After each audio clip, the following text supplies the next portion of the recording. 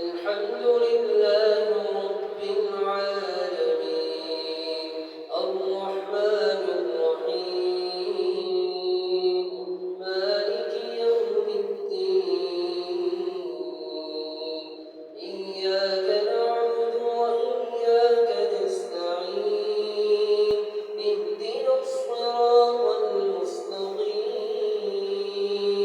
صراط الذين أنعمت عليهم غير المغضوب عليهم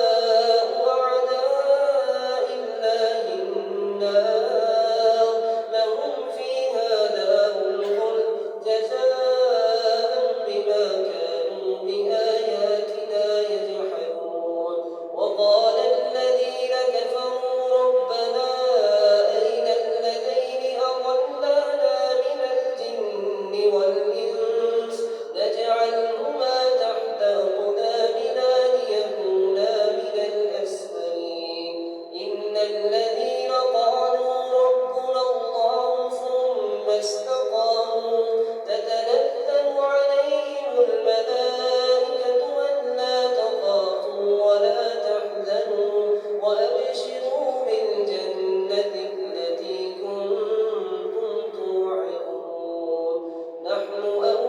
أولياؤكم في الحياة الدنيا وفي الآخرة ولكم فيها ما تشتهي أنفسكم ولكم فيها ما تدعون نزلا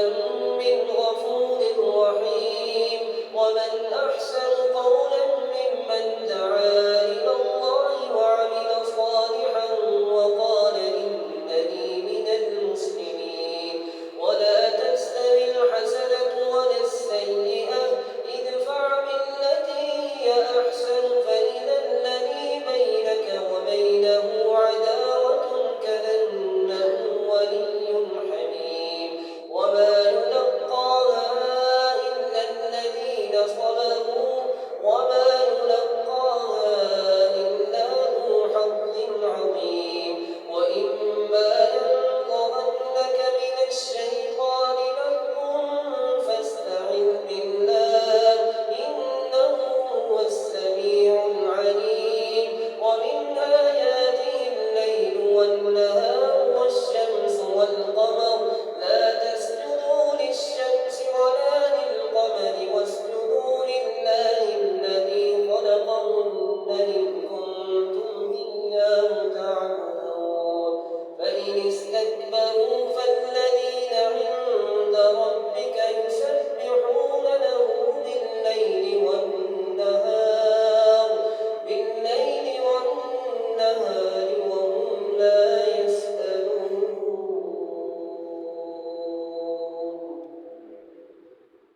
الله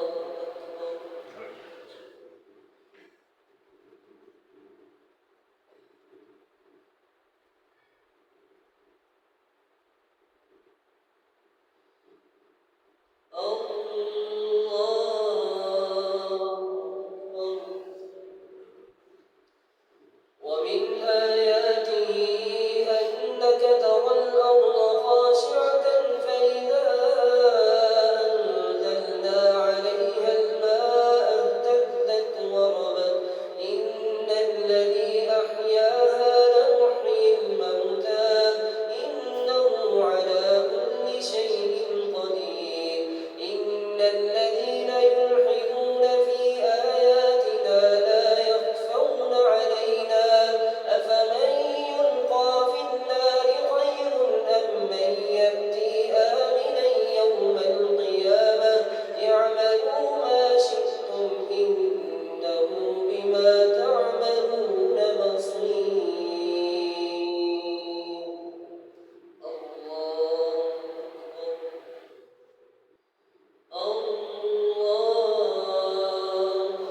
أكبر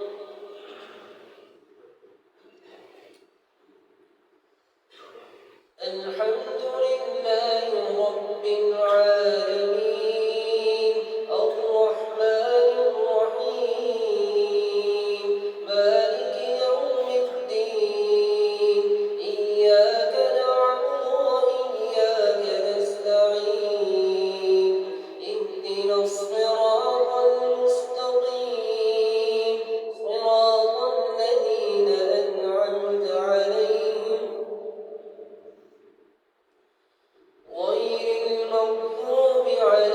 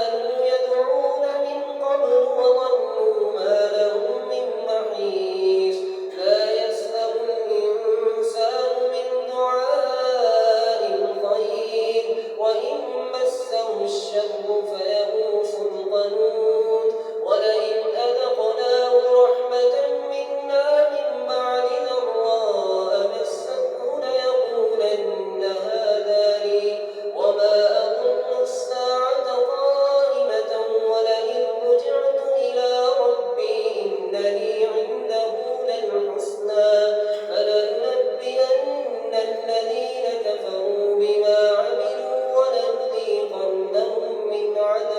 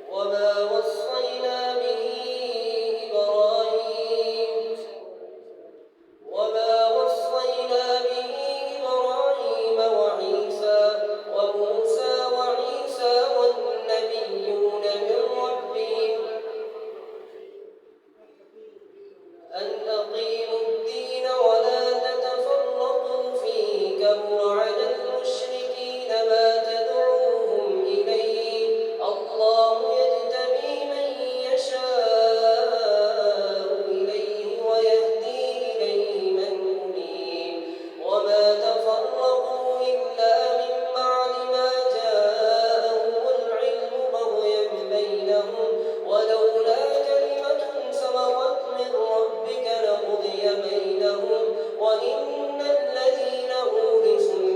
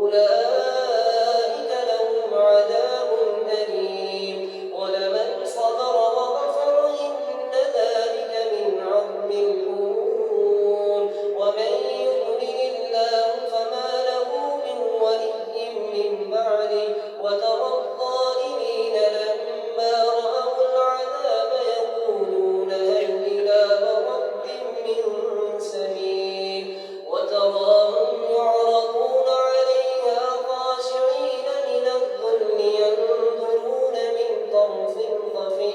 قال الذين آمنوا إن الخاسرين الذين خسروا أنفسهم وأهليهم يوم القيامة ألا إن الظالمين في عذاب